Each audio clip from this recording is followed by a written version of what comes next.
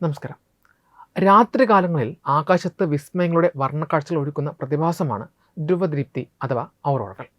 സാധാരണയായി ഭൂമിയുടെ കാന്തിക ധ്രുവങ്ങളോട് ചേർന്ന് കിടക്കുന്ന വടക്കൻ തെക്കൻ അർദ്ധഗോളങ്ങളിലെ തണുത്തുറഞ്ഞ പ്രദേശങ്ങളിലാണ് ഇവ കൂടുതലായും കാണപ്പെടാറുള്ളത്. പച്ചയും നീലയും കലർന്ന പ്രകാശധാരകൾ ആകാശത്ത് നൃത്തം ചെയ്യുന്ന ഈ കാഴ്ച കാണാൻ ലോകത്തിൻ്റെ വിവിധ കോണുകളിൽ നിന്ന് സഞ്ചാരികൾ എത്താറുണ്ട്. എന്നാൽ ശാസ്ത്രലോകത്തെയും സാധാരണക്കാരെയും ഒരുപോലെ അത്ഭുതപ്പെടുത്തിക്കൊണ്ട് ധ്രുവപ്രദേശങ്ങളിൽ നിന്ന് ഏറെ അകലെയുള്ള ജപ്പാന്റെ ആകാശത്ത് അടുത്തിടെ അതീവ അപൂർവമായ ചുവന്ന ഔറോറകൾ പ്രത്യക്ഷപ്പെടുകയുണ്ടായി. ചക്രവാളത്തിൽ നേർത്ത ചുവപ്പ് വെളിച്ചമായി പടരുന്ന ഈ പ്രതിഭാസം ഒരു ആകാശക്കാഴ്ച എന്നതിലുപരി ശാസ്ത്രലോകത്തിൻ്റെ നിലവിലുള്ള പല ധാരണകളും തിരുത്തിക്കുറിക്കുന്ന ഒന്നാണ് എന്ന് ഇപ്പോൾ തെളിഞ്ഞിരിക്കുകയാണ്. ഹൈക്കഡോ സർവകലാശാലയിലെയും Okinawa Institute of Science and ടെക്നോളജിയിലെയും ഗവേഷകർ സംയുക്തമായി നടത്തിയ പുതിയ പഠനത്തിലാണ് ഈ ചുവന്ന ഔറോറകൾ ശാസ്ത്രജ്ഞർ പ്രതീക്ഷിച്ചതിലും വളരെ ഉയർന്ന ഉയരത്തിൽ, അതായത് ബഹിരാകാശത്തിൻ്റെ ആഴങ്ങളിലേക്ക് വരെ നീണ്ടു നിൽക്കുന്നവയാണെന്ന് കണ്ടെത്തിയത്. ബഹിരാകാശ കാലാവസ്ഥയെക്കുറിച്ചും ഭൂമിയുടെ കാന്തിക കവചത്തെക്കുറിച്ചും പുതിയ ചിന്തകൾക്ക് വഴി തുറക്കുന്നതാണ് ഈ കണ്ടെത്തൽ. സൂര്യനിൽ നിന്ന് നിരന്തരമായി പുറപ്പെടുന്ന ചാർജ് ചെയ്യപ്പെട്ട കണങ്ങൾ ഭൂമിയുടെ അന്തരീക്ഷത്തിലേക്ക് അതിവേഗം പാഞ്ഞെടുക്കുമ്പോഴാണ് ഔറോറകൾ രൂപപ്പെടുന്നത്. സൂര്യനിൽ നിന്നുള്ള ഈ സൗരക്കാറ്റുകൾ ഭൂമിയുടെ കാന്തിക വലയവുമായി സമ്പർക്കത്തിൽ വരികയും തുടർന്ന് ഈ കണങ്ങൾ അന്തരീക്ഷത്തിലെ ഓക്സിജൻ ആറ്റങ്ങളുമായി കൂട്ടിയിടുകയും ചെയ്യുന്നു. ഈ കൂട്ടിയിടിയുടെ ഫലമായി ഓക്സിജൻ ആറ്റങ്ങൾ വൻതോതിൽ ഊർജ്ജം പുറത്തുവിടുകയും അത് ഭൂമിയിൽ നിന്ന് നോക്കുമ്പോൾ ചുവന്ന പ്രകാശമായി ദൃശ്യമാകുകയും ചെയ്യുന്നു. ജപ്പാൻ പോലെയുള്ള മധ്യ അക്ഷാംശ പ്രദേശങ്ങളിൽ ഇത്തരം ഔറോറകൾ കാണപ്പെടുന്നത് വളരെ അത്യപൂർവമാണ്. അതിശക്തമായ ഭൗമകാന്തിക കാറ്റുകൾ ഉണ്ടാകുമ്പോൾ മാത്രമാണ് ധ്രുവപ്രദേശങ്ങൾക്ക് പുറത്ത് ഇത്തരം കാഴ്ചകൾ ഉണ്ടാകാറുള്ളത്. സാധാരണ നിലയിൽ ഇത്തരം ചുവന്ന വെളിച്ചം ഭൂമിയിൽ നിന്ന് ഏകദേശം 200 മുതൽ 400 കിലോമീറ്റർ വരെ ഉയരത്തിലാണ് രൂപപ്പെടാറുള്ളത് എന്നാണ് ശാസ്ത്രലോകം ഇതുവരെ വിശ്വസിച്ചിരുന്നത്. എന്നാൽ ജപ്പാന് മുകളിൽ പ്രത്യക്ഷപ്പെട്ട ചുവന്ന ഔറോറകൾ ഭൂമിയിൽ നിന്ന് 500 മുതൽ 800 കിലോമീറ്റർ വരെ ഉയരത്തിലാണ് സ്ഥിതി ചെയ്യുന്നത്. ഇതാണ് പുതിയ പഠനം വ്യക്തമാക്കുന്നത്.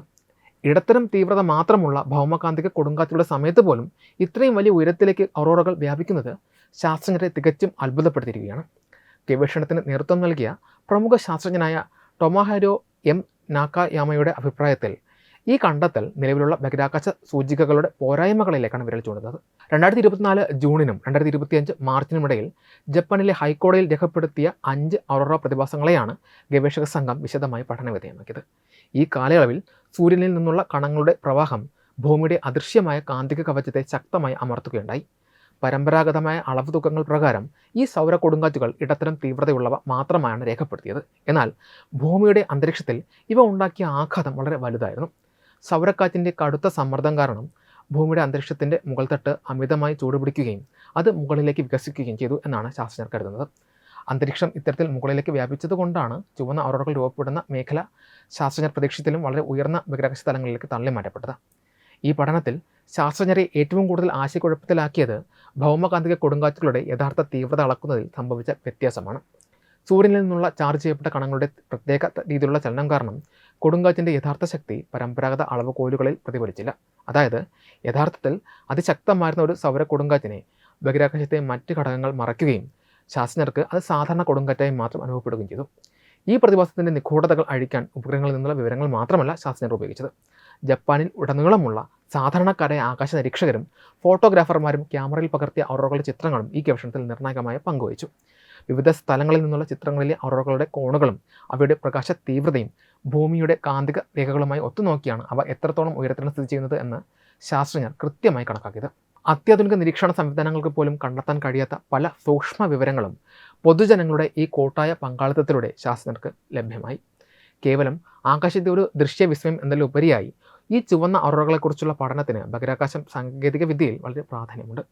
ഭൂമിയുടെ അന്തരീക്ഷത്തിൻ്റെ മുകൾ ഭാഗം ചൂടുപിടിച്ച് മുകളിലേക്ക് വികസിക്കുമ്പോൾ ഭൂമിയെ വലം വയ്ക്കുന്ന കൃത്രിമ ഉപഗ്രഹങ്ങൾക്ക് അന്തരീക്ഷത്തിൽ നിന്നുള്ള തടസ്സം അഥവാ വായു പ്രതിരോധം വൻതോതിൽ നേരിടേണ്ടി വരും. ഈ പ്രതിരോധം ഉപഗ്രഹങ്ങളുടെ നിശ്ചിത ഭ്രമണപഥങ്ങളിൽ വ്യതിയാനം വരുത്തുകയും അവ പ്രതീക്ഷിച്ചതിനും വേഗത്തിൽ ഭൂമിയിലേക്ക് താഴ്ന്നു പോകാൻ കാരണമാവുകയും ചെയ്യും. നിലവിൽ ഭൂമിയുടെ അടുത്ത ഭ്രമണപഥങ്ങളിൽ ആയിരക്കണക്കിന് ഉപഗ്രഹങ്ങളാണ് വിവിധ രാജ്യങ്ങൾ വിക്ഷേപിച്ചിട്ടുള്ളത്.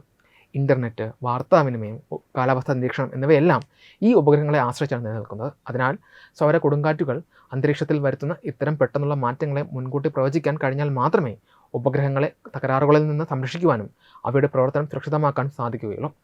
ബഹിരാകാശ കാലാവസ്ഥാ പ്രവചനങ്ങൾ കൂടുതൽ കൃത്യതയുള്ളതാക്കാൻ ജപ്പാന് മുകളിലുണ്ടായ ഈ ചുവന്ന ഔറോറകളെക്കുറിച്ചുള്ള പഠനം വരും ദിവസങ്ങളിൽ ബഹിരാകാശ ഏജൻസികളെ ഏറെ സഹായിക്കുമെന്നാണ് വിലയിരുത്തപ്പെടുന്നത്. വെബ് ഡെസ്ക് തത്തുമൈ TV.